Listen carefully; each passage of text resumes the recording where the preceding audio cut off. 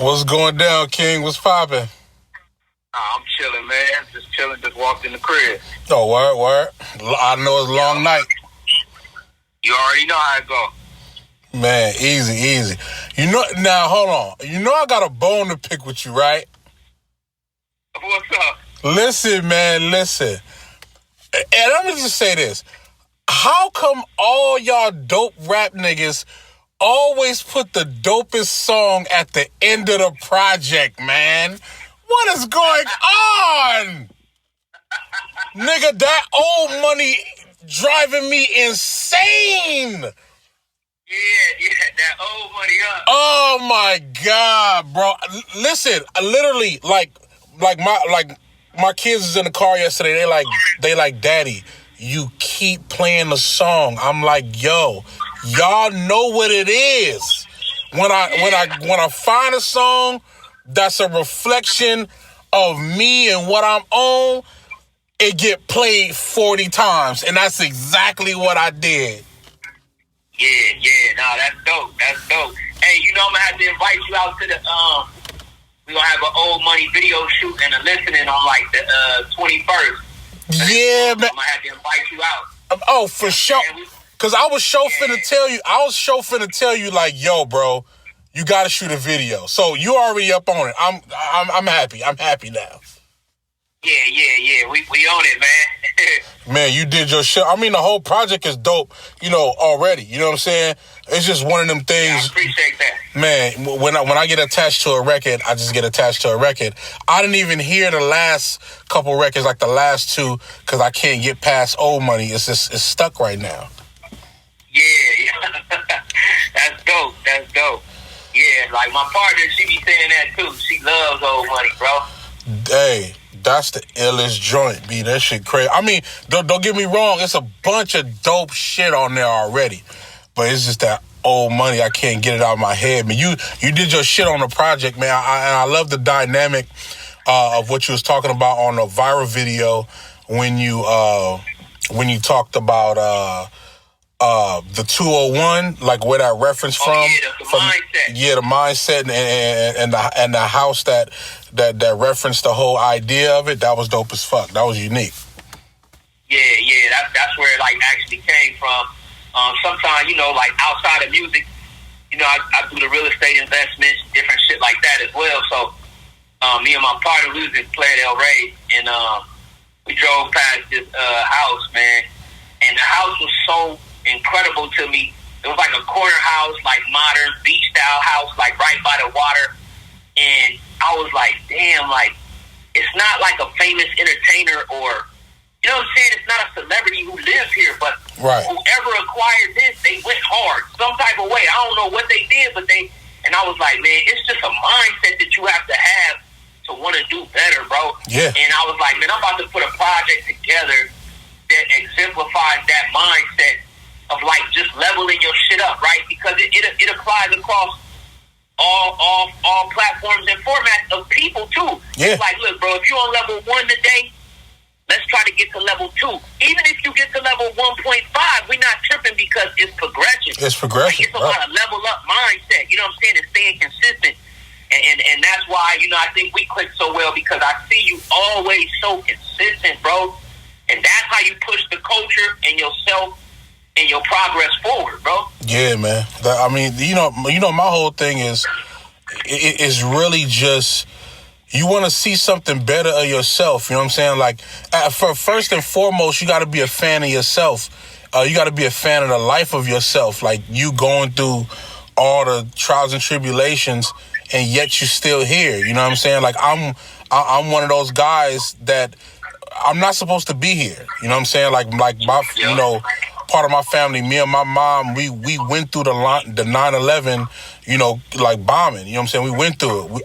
I'm literally not supposed to be here. My mom is not supposed to be here. So I'm saying that to say I live every day with the intent of growing and being better and seeing a better version of myself. You know what I'm saying? And enjoying it and enjoying the process. I think people take the journey that it's underrated. The journey is the greatest. You got to celebrate along the way, bro. Yeah. You have to celebrate along the way. Like, the goal is one thing, and it's always obtainable, but it's milestones in between on the way there. You see what I'm saying? Like, it's always milestones on the way to your destination. And a lot of people miss that part, bro.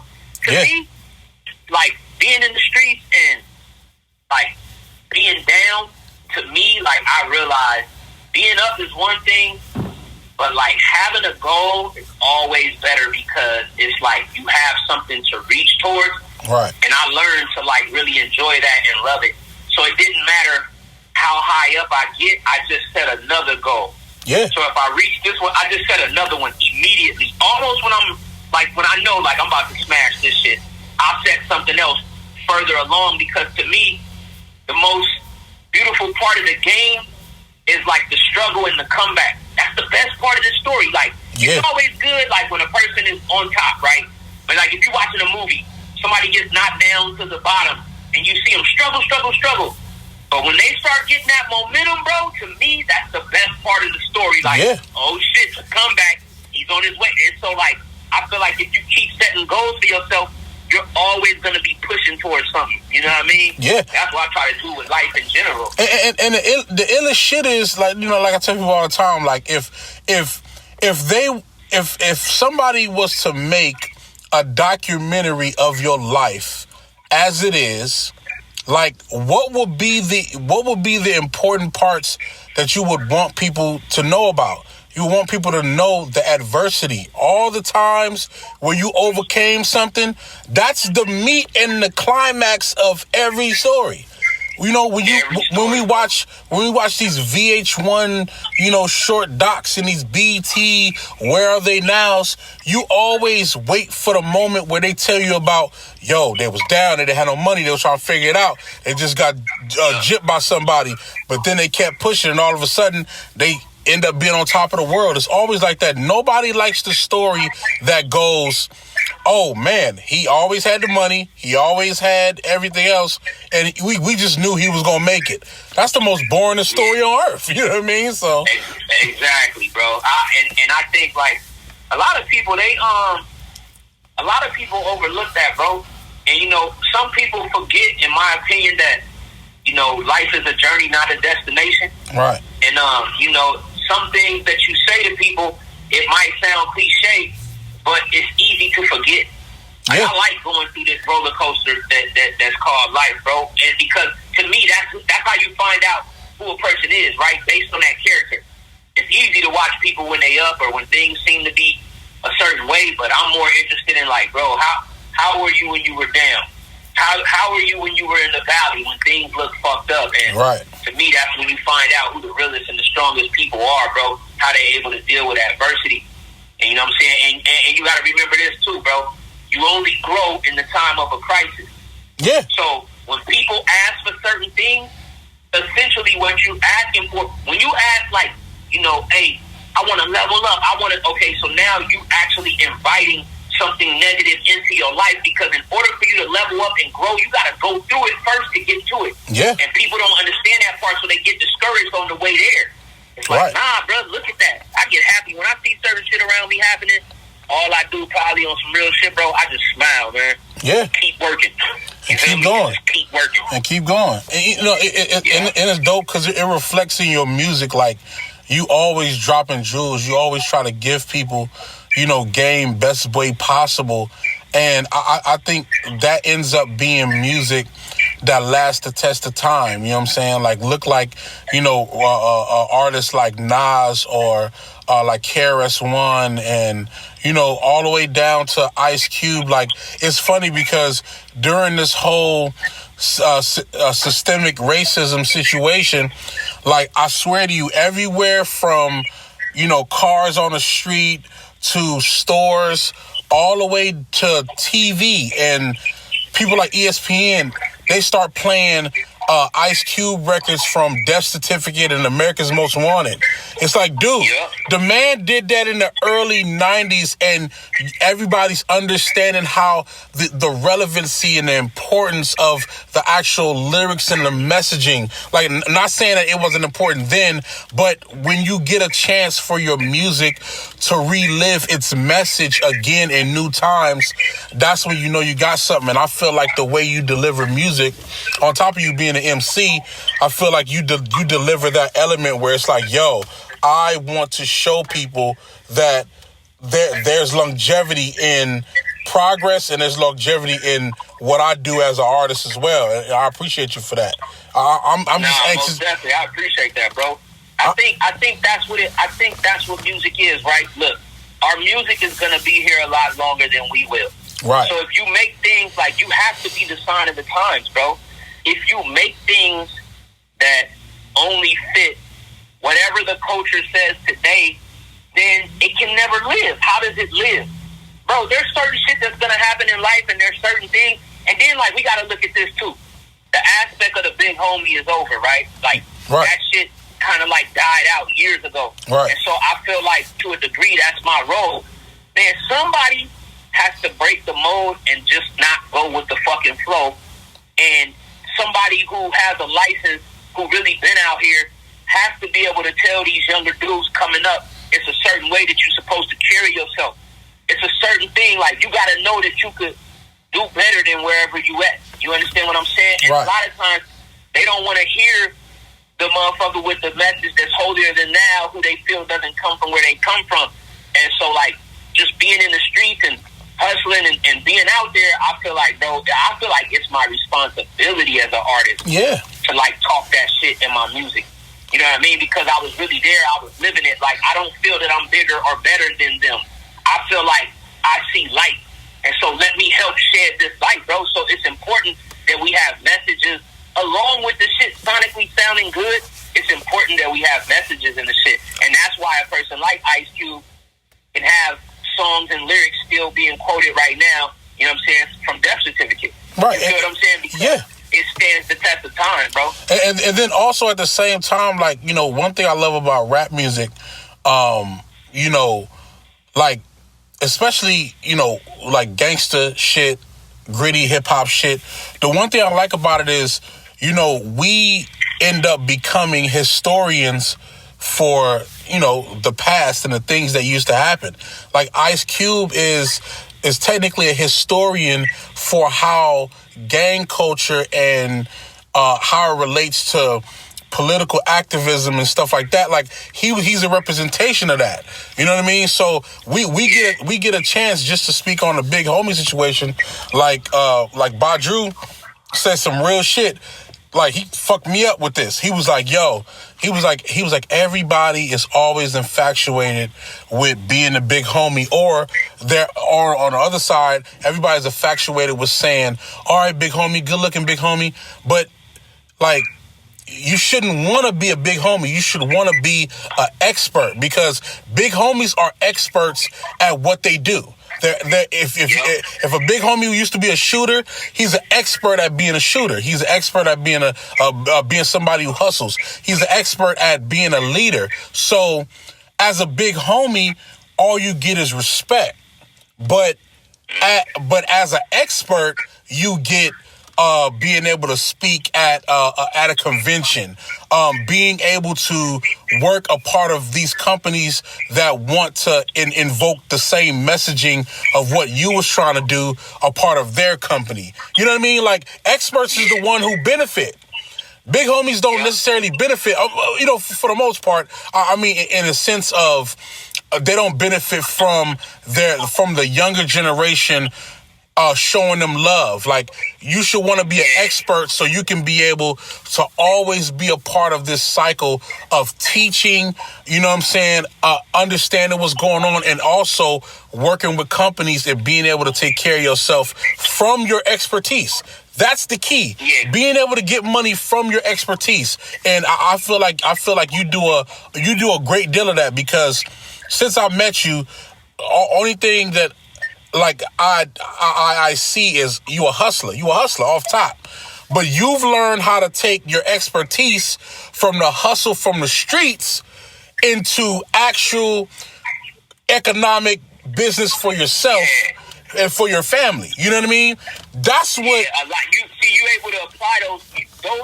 A lot of the rules of the street apply in other areas in life, and certain things you can't teach. Right? You would have to have experienced them. Right. You can't just like tell somebody. It's just the same as like a lot of times in the beginning stages of life. We all get excited at some point when it's time to drive. Right. And one person is like, I'm gonna read the book through and through, and then there's another person that's like, hey, bro, let me just do the behind the wheel. Uh-huh. Behind the wheel is gonna teach you things that the book it's just not the same, bro. So I feel like my life is an experience of behind the wheel. Like I was right there with the shit. I was right there with it, right out there. And then you get older and you start realizing, like, look, bro, I can use that in other ways because these laws and these methods apply across the board in many ways. You know what I'm saying? Even when you look at how America itself was built, you know what I'm saying? It's a lot of things that they cover up to make look a certain way, but shit, it was a lot of gangster shit going on how, you can't even take somebody's land and not call yourself a gangster. You can't, you can't just be like, oh, hey guys, I want to take the land. Like, no, you got to take that shit. Right. You know what I mean? And so I feel like whatever aspect of life that we're in, whether it's the music industry, whether it's anything that we decide to place ourselves, because see, that's what's so powerful about our culture. It's accepted everywhere, and it influences the world everywhere. Bro. Everywhere. Every single place. That's what's so dope about hip-hop and our culture. It's the biggest and the greatest culture in the world. I just be happy to be a part of it. That's why I say I feel like it's a responsibility. Like, bro, I know at a certain point in my life, I wasn't going to listen. Right. And I have nephews that are direct examples for me right now that I tell them the shit, and I know they don't listen all the way.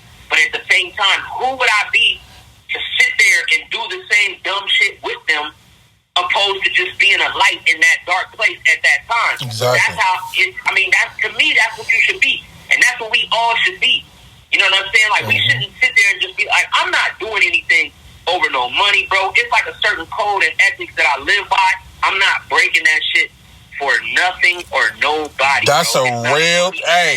That's real, bro. I'm the same way. Like, I can attest to that because I can tell you for real, like, in my lifetime of me doing music, like, I can honestly say I missed out on some money, some real money, because I refused to conform to the politics or the bullshit or whatever niggas was trying to do. Like, that's why I always tell people, like, I'm in the industry, I've always been, but I got 1 foot in and 1 foot out because I'm not doing what y'all on. Y'all gonna do what I'm on. We ain't doing that. You know what I'm saying? And if it makes sense for me and my company and my community of people to make this move and make this happen, boom, we can break bread. But I'm not doing no snake shit. I'm not doing no shit that I gotta step on somebody to be better. Like, there's no place for it in my life, in my heart. And if I miss out on millions because of it, I am completely fine with that because I know how to continue my career and get the bands and get the money that I've been getting the right way that I feel comfortable with. You know what I mean? Yeah, exactly. I'm not, hey, bro, like, the road to the righteous is narrow, man. Yeah. You know what I mean? And at the end of the day, you got to realize, man, we make money. Money don't make us. Yeah. So at the end of the day, bro, however, like, I got to stand on it. You know what I'm saying? And that's why, and that's another thing, like, not to, like, no shameless plug, but that's why I can't wait for people to hear what we did and just for people to understand that shit is for the culture. And so it's not about like, hey, Poly, give me this one that's the single. Give me this one. No, it's the project. It's for the culture, bro. Right. All this shit is the shit. It's for the culture, and that's why, song 2, stand on it, bro. We live it. See, the difference is, like, we live in what we rap, bro, and understanding that, like, if I greet you, every time that we greet each other, it's always, what's up, King? It's not about what position are you in. You are that regardless, bro, right, of who you are as a person, what you embody, right, as a person. You feel me? And a lot of these kids, they think because of the things you possess. That's why Instagram, social media, and things is so, it's so many smoke and mirrors, because a lot of these kids feel like they don't have validation unless they possess certain things. Right. You know what I'm saying? Right. Like they don't. That's why I say, sometimes it's hard for them to get the message, but they respect it when you foreign and bust down Rolexes. Then they start listening. Yeah. So it's certain shit that sometimes you have to have those trinkets, but at the same time, bro, like we are who we are, and we got to stand on it, and we kings. You know what I'm saying? Yeah. And that's how we carry it. So it's gonna carry over into the music. It's gonna carry over into the mannerism, because when it's in you and it's not on you, you're not just gonna jump. Because they're not going to be able to dangle a bag of money or anything else. None of that. It goes against your moral compass, bro. Right. And they gotta abide by that if they want you in their presence. You know what I'm saying? They gotta abide by that. And that's, man. Even like the project that first off, sonically, I love the project that you have now and the selections of beats that you've selected on this one, and because it makes so much sense for what we're doing with the EP that we got. You know what I'm saying? And then it shows your production range of the different type of records you could be a part of, which is always a great thing. You've always done that. I even heard a little bit of trap in the previous projects you put together. So you got a big fucking like dynamic range. You know what I mean? And then the best part about, I feel like, the project that we worked on is you were very particular as to the type of concepts you wanted to talk about, because you felt like that. In my opinion, I feel like that's what me and you and Local Astronauts and, you know what I'm saying, your company, State Jumpers, that's what we all embody. I feel like what you've been on with the music, it embodies the connection between us and our companies and what we stand for. You know what I'm saying? Shit is crazy. Nah, that's exactly what it is, bro. When you hit me, you know what I'm saying, with all due respect, bro, when you hit me and you said I sent over a batch, but I need to explain to you before you press play on one record, is because, I know the story. But they don't know the story. Like, how did we get here? How did we get in these positions where we can call ourselves big homies and experts, and where we could say this is where we are now? But how did we get here? What is the mindset of a person that's like this? You know what I'm saying? And this is how I feel like the companies all came together. You know what I'm saying? Peace to Badru and you know what I'm saying, and Doughboy and and you yourself too. But just the whole play that we put together, like, so it's like driven, right? It's like when Jay-Z did American Gangster, it was a very specific theme at hand based on the movie, right? Exactly. And this is where I feel like this is where it separates the boys from the men in the game, because a lot of people got bars, bro. A lot of people got punchlines. A lot of people got slick shit to say. But are you talking about something that you could actually say that you're visualizing and recalling? That's the key. Is this really you? And this is us, bro. So it can't happen. It can't happen until I sonically hear the authenticity in the music to pull it out. Right. Like, it's a marriage, bro. It's not about raps.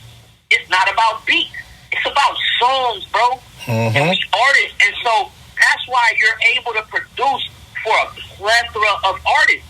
You would not be able to do that if you just had beats. Some people make beats and some people produce. You have to be able to produce for the artist at hand. So when you sent the record, the only thing I said was, hey, Poly, I got the project pretty much done.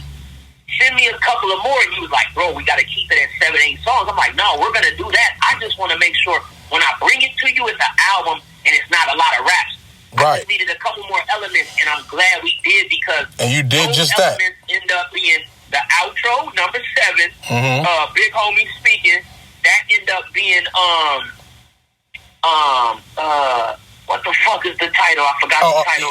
Essential. Woo! That shit crazy. And then that end up being the intro, bro. Yeah. So it's like, I mean, come on, bro. The culture, the intro, the culture. So it's like, it's just perfect. And the thing about it is, probably, like, this is what I believe personally as an artist, bro. I write life, homie. Yeah. So I'm going to always have a song. You feel me? So right, it's not life. about, like, I'm not trying to, like, catch the wave, bro. Right. I'm not trying to catch the wave at all. Like, I'm a staple in this shit. You know what I'm saying? So it's like, bro, we're going to always be here. And like I said before, the one thing that I always keep in mind is that what representation do I want to leave behind when a motherfucker press play on my music? Because if we looking at it, like Pac, different shit was happening during this quarantine, during this time, like, and Pac's not even here, bro, but the music is still living. It's living. And that's what I set for my shit to do. I'm not setting for it just to top the charts or just, I don't want a record. I'm not even really necessarily looking for one record to identify Topic with. I'm looking at the body of work at the end of the day. So when you and I put a project together, it's not one song. Celebrate Us might have sparked it. Yeah. But that was one record. What we got right now is the actual project. It's gonna live, bro.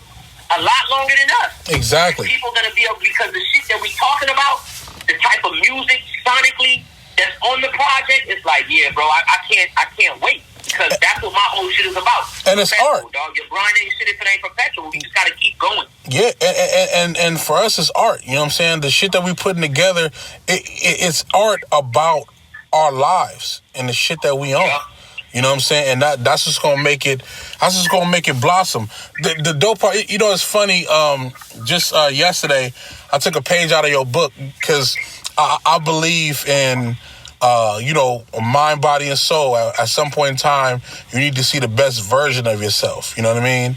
Yeah. And for me, you know, I got the mind and I got the soul.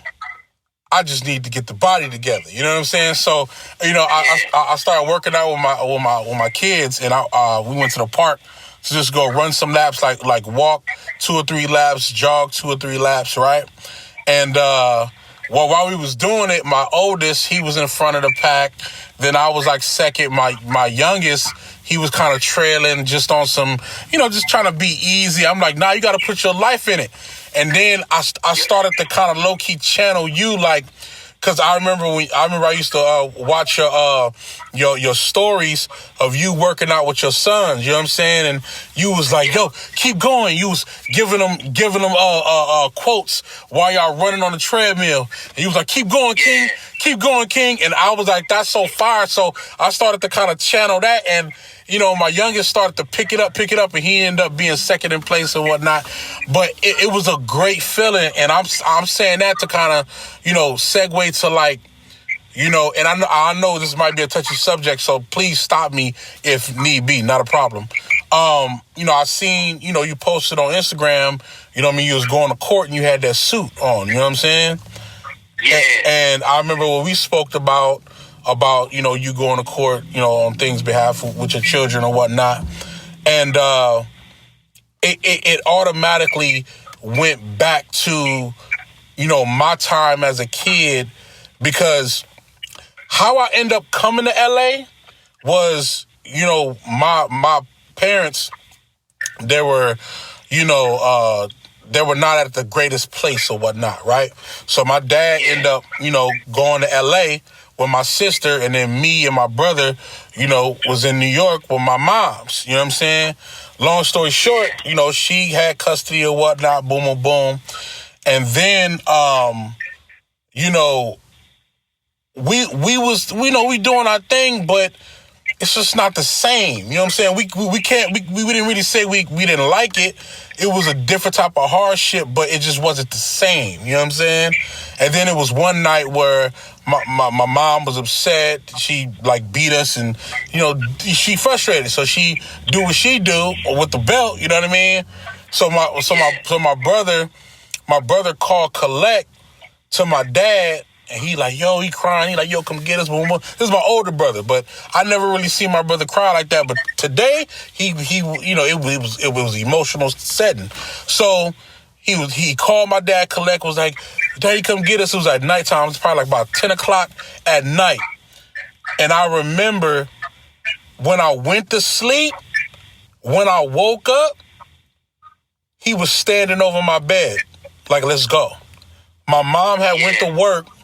My mom went to work, you know, on a regular day or whatnot. That dude hopped on a plane, from the time he got the conversation with my brother. And he was standing over me saying, let's go get some breakfast and let's get on the plane. And we was gone. And it sparked a whole bunch of shit to where my dad had to, fight to get custody of us. And he won. He did that. Yeah. Spent a whole lot of bread, did a whole lot of shit.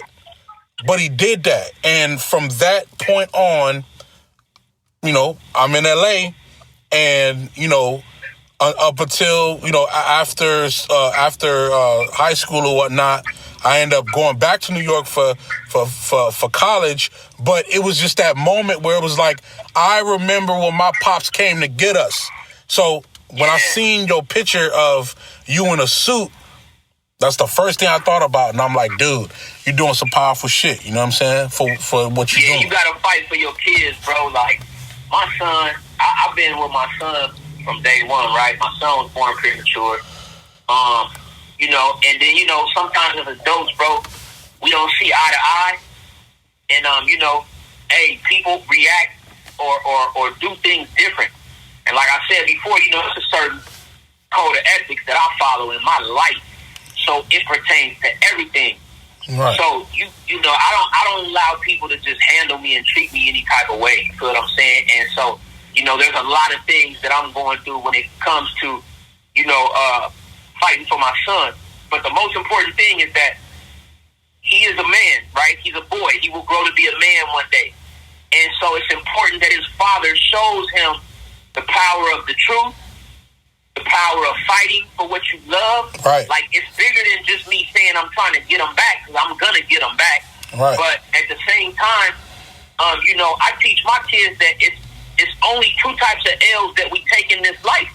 And those is going to be losses or lessons. Mm-hmm. You choose. So to me, it's no way for me to lose, right? Because at the end of the day, it's like I'm still being stand up to my son. Even from here, he just can't see it now. Right. You see what I'm saying? But as he gets older and, kids become, young adults just like you did, and you start realizing, hey, at the end of the day, Pops was just a man and Mom was just a woman. Right. And sometimes it's not what it appears to be when you're a child because you don't know. But so for my son, it's like, bro, I'm just fighting. But that's what I'm supposed to do. It's not even, it's like second nature to me. There's no other way that I would do it, but I'm trying to show him the power of standing on your morals and your principles and standing on truth, because I'm a black man in America, bro, fighting for my son. Right. My son's mother has attorneys. She spent a whole bunch of bread. It's me. I'm pro-per, bro. Doing this shit, like, I'm showing up every time. But check this out, Polly. Mm-hmm. And I'll keep you posted. Because when I win, it's like, bro, it's everything that I stand on lies within this, especially for my son to see. Right. Because it's like, when you believe in something and you love something, you fight for it, bro, regardless of what the odds are. Right. We ain't tripping, like, bro, we ain't tripping on no odds. Like, I ain't even I don't even look at shit. Probably, I don't even look at odds, bro. I look at, like, do I believe in it or not? Exactly. Can I do music with Polly? I don't give a fuck who Polly did music with before. But what's my relationship with Polly? Exactly. As far as what I know, we have a solid relationship. What's my relationship like with Dope? Okay, so now we can create music because guess what? If I'm doing it, it has to come from a pure place, bro. Exactly. So when I'm fighting for my son, it comes from the purest place. It's not even about his mother. It's like, all right, you want to do this?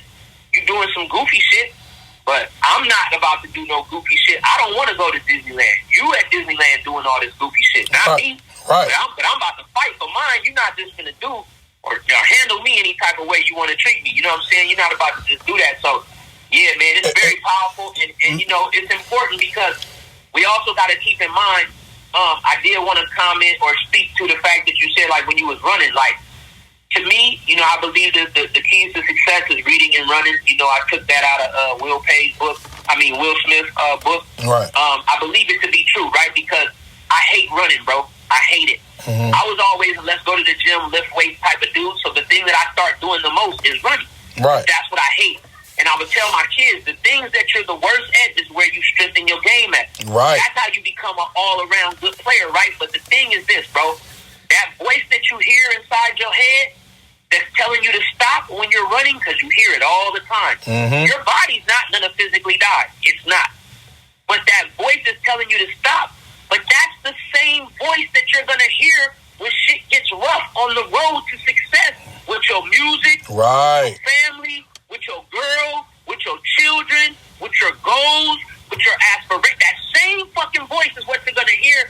That's why I be pushing through that shit, bro. And that's why I do it with my children, so I can be held accountable for them. Right. And I be like, nah, keep going. Keep going. Keep pushing it. And people don't understand how powerful it is. Like, man, all due respect to all the mamas, but it's nothing like daddy saying, good job, keep going. It's nothing like a father saying that. You know what I mean? Like that's why even in America, bro, we going through this, this racist shit. They not just killing black men for no reason, bro. They doing that shit because the house that we collectively call the black race, if the black race was a house, it cannot survive, bro, without the men. Yeah. Not to say that the women don't play a role. The women are the gods. Right. But they need the man to be there for the protection so that they can incubate. Exactly. That's their job, bro. The women are incubators, bro. You give them something, they take what you give them, they multiply it, they give it back to you. Right. But they know that. So then when you look at the high percentage of homosexuality in our community, if you talk about that shit and say something negative, they're on your helmet. They'll shut you down. Right. If you play a person getting murdered on Facebook, anywhere, Instagram, they'll let it play, bro. YouTube, they murdered Nipsey, nigga. They left the shit up. Right. Now, go somewhere in a Starbucks anywhere and have someone who's homosexual and go crazy on them and have rants, nigga. The whole community, they'll make you take that shit down. And that's a problem, bro, because they know if we remove the man, whether it's daddy's little girl or whether it's the confirmation that a young boy needs from his father, like, you remove that shit, bro, it's over. Right. Who's gonna fight? Who's gonna stand up? You're so right, bro, because that's why I stand on what I stand on. Like, I can honestly say, like, for women, when they're creating, giving birth and whatnot, automatically they have this physical soul energetic connection with the children. For men, we have to develop that. Like, even if a man says, first time I seen my daughter or my son, I love them from that. That's true. But still, for a lot of men, they have to develop that love. They have to develop that energy and that passion to want to do right by their kid and teach them the future, show them the way. Sometimes it's not love at first sight for every man, because they're not physically and energetically connected like women are. But I'm saying that to say, once men figure out the joy in having children and having created something that's a part of you that has likeness like you, once they get that, it's unstoppable. And that's one thing, even for me, like, I love my children from the beginning, but my situation wasn't strong enough for me to be able to go in head first. So I struggled in the beginning. Honest to God. Yeah. I struggled in the beginning like a motherfucker. Especially you being a creative, trying to make money, trying to keep your sanity, and trying to keep your profession, because like the only thing I wanted for my children was that time when they asked me, yo, daddy, I want to do this or I want to do that. I want to be able to tell them, you can do that for real, not because it's a cliche thing that your third grade teacher fucking tell you. No, your daddy said he wanted to do music at 6 years old. He started trying to do music at 7 years old. That I built a career by 20 something, and this is what the fuck I do, and I take care of y'all doing exactly the same shit I said I was gonna do when I was 6 years old. That was my only job. That's my only job. Yeah. I want you to know that it's real life. You have a real life soul that's connected to you that chase their dream like they're telling you to chase yours. You know what I'm saying? Exactly. And just to go back to what you're saying, they try to destroy that. They try to destroy that element of our black kings being able to put the full force of business and passion and love and dedication. You know what I mean? Like a lot of people be saying all this toxic masculinity. Fuck all that, yo. We know what we want. We know what we own. We know how to get it. And we got to teach our young kings to get it the same way. Be compassionate, but at the same time, be forceful at the shit that you own. You know what I'm saying? Because be stern. You gotta be stern, bro. These motherfuckers ain't expecting. We've been turning the cheek, doing everything, bro, and they still killing us. They still fucking us off. You know what I'm saying? And it's like, see, they don't like when I talk about this part because, like, I really don't bite my tongue, bro. There's too many suckers in our community. There's too many niggas that make excuses on why, because the two adults couldn't figure it out. So they use it as a cop-out as to why they don't have to be there or be involved with their children. Right, that's some bullshit. That, bro, on any level. I don't give a fuck who you are, right, what you have. I don't care if you're rich. I don't care if you're poor. But if you don't fuck with your children, something that you help create, in my eyes, I speak for me, nigga, and I stand on everything I say. Like, I can't fuck with that. Oh, for sure. In my eyes, that's period. Like, because you got a young princess or a young prince that's looking up to you, bro. They're looking up to you. The father is like the superhero, bro. They're looking up to you, and it's right. You can't you mad at his mama or her mama that much to where, nah, bro, they didn't ask for this. Exactly. And at the same time, it's like, you're not finna let nobody stop you from getting fucking money. So why would you let somebody stop you from taking care of your fucking children? Man, yeah, that's an excuse, bro. Like, that's an excuse. Like, bro, when I'm in court right now, I filed. I'm the petitioner. Like, we're not playing. You got me fucked up. We not playing. So you gonna learn today. You might didn't learn before, or whoever you was with before got kids and all these. But you today, you finna learn different shit. You about to learn today, though. Man, you gonna learn, and it's a lot of shit come with this shit. Cause you're gonna have to spend time, money. You're gonna have to explain to people. Right. Yeah, it's a lot of shit. Cause you know when you get the court involved, bro, all the shit get aired out. Everything facts. See, the truth don't waver though, Polly. Mm-hmm. So it ain't nothing for me. Because it ain't nothing for me being worried about getting aired out. I did my job. Right. I've been doing my job, so I'm not worried about it. It's when you don't do your job, and the only thing you have left is physical or brute strength over the woman because she has one up on you because you ain't been in your kid's life. But that ain't the case, bro. I've been stand up from day one when it comes to this shit. Right. So we're gonna have to see about it. We're going to have to put it in front of a judge in the court. You know what I'm saying? Man. You know, fathers got rights too, bro. Oh, for sure. I mean, this shit ain't just, you know what I'm saying? Like, I used to work for social services, like, as a temp job, so I got all the fucking game.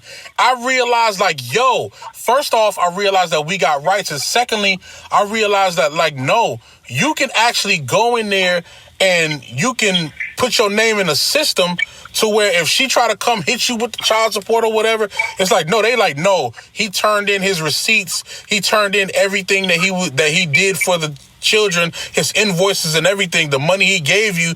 Like, you can't file nothing on him. He's turning in his shit. I learned so much shit, bro. But it's like, at the end of the day, man, you know, it's all for the betterment of our future. And just by me seeing that picture just brought flashbacks. It low-key brought tears to my eyes. Because it's like, yo, like, I witnessed that, bro. Like, what you doing right now, I witnessed that. I witnessed my dad coming to get us and fighting for us. And I never forget that. You're never going to forget it because that's the greatest feeling in the world, dude. Bro. You knew that your dad cared, bro. That is a lot of people is fucking up, especially the black men in our community. They're hurt. But they have too much pride to admit the pain that they feel. So what do? They lash out. They do other things. They throw their lives away for other things. You know how many family members and people and nephews and cousins and relatives and shit that I got in the penitentiary that basically just was missing guidance.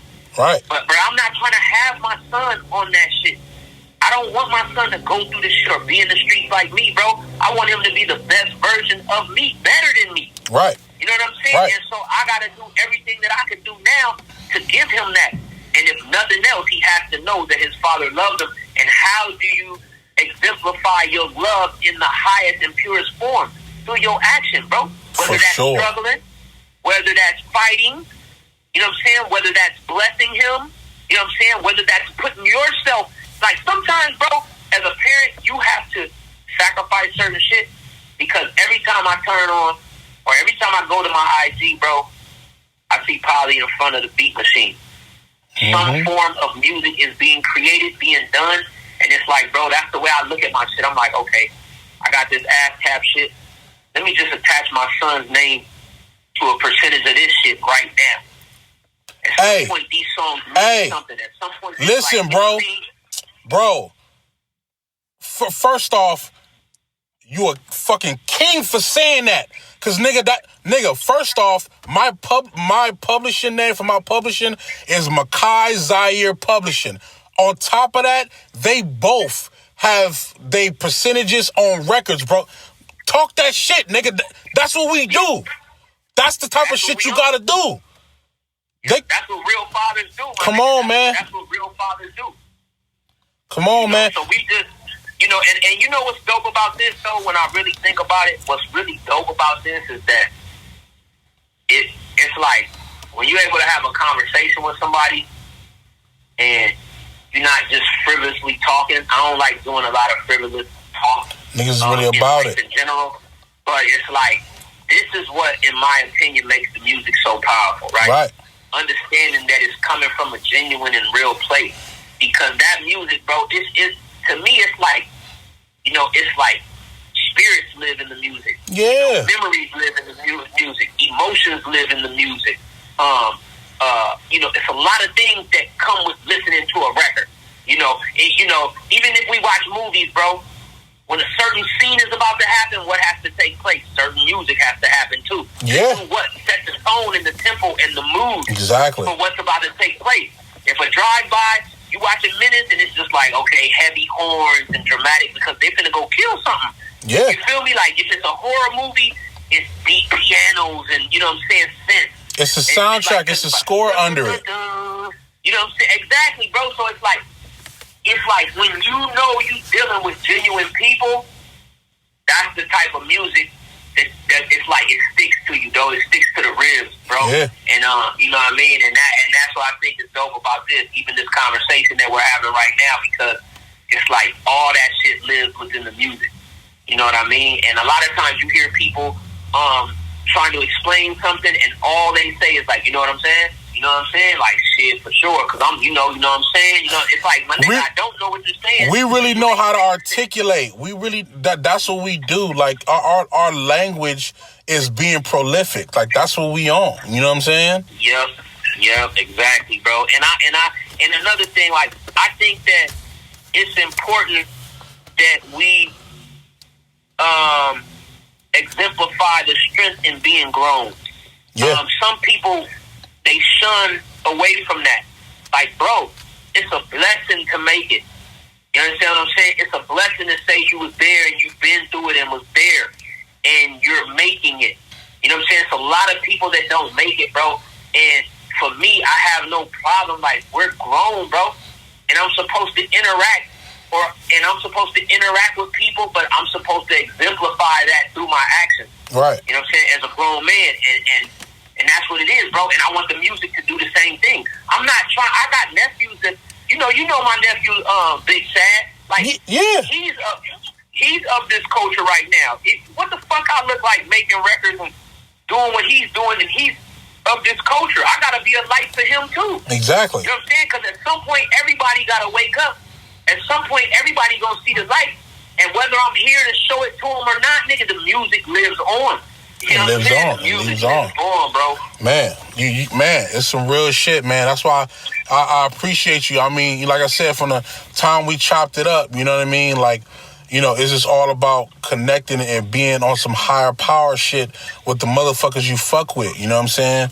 And, you know, I'm glad that you allow me to just kind of help you get in the mix with all this hip-hop shit that's going on with everybody else. And I know Doe is excited.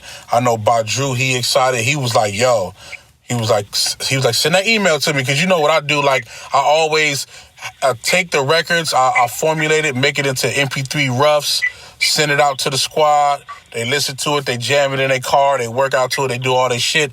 And then we come together, everybody got their ideas, and now we start to craft the things that we need to add, and, you know, musicians that need to come in. Like, you know, I gotta play Day One some of this shit, because I got Day One coming in, and I got my boy Tony Ogier, you know what I mean? He did a bunch of shit for Riri or whatnot. So it's just, we music niggas, man. So we gonna go in there and take your foundation and just fucking build the mountain on it. You know what I'm saying? Nah, that's how you build a house, bro. You know what I'm saying? That's how you build a house, and that's exactly what we have, bro. And, you know, hey, bro, it was time. And you know what I love about it? It was time. The timing was always right. It was always right. Like, Time we was tried right. it a little bit before, we tried it, but then right now it just fit. And that's the best shit. That's when you get the best shit. Organic, authentic, pure. You know what I'm saying? And so, yeah, bro. Yeah, and then also, because, you know, I remember, like, even when we was talking about the project before, like, I remember you was telling me, like, you was going to get some things in order, and you was going to create your process of how you release, how you work on records, and how you introduce yourself back to the game. So by me knowing that, I'm like, okay, boom. I just got to watch, tune in, continue to do my homework, and know how to apply, you know, right back. That's why when I called you, I was like, yo, this Celebrate Us, this shit is fire. It goes along with the shit that's on the Wolfpack already. Dope bars, the whole shit was crazy. You know, if you allow me to put it on there, let's make it happen. And then, you know, things start snowballing from there. You know what I mean? So it came together exactly how I was supposed to. Yep, and I'm proud of it, bro. And you know, that, to me, that means a lot. Like, I don't look at numbers. I look at what am I proud of what I'm presenting. Exactly. And the representation of myself.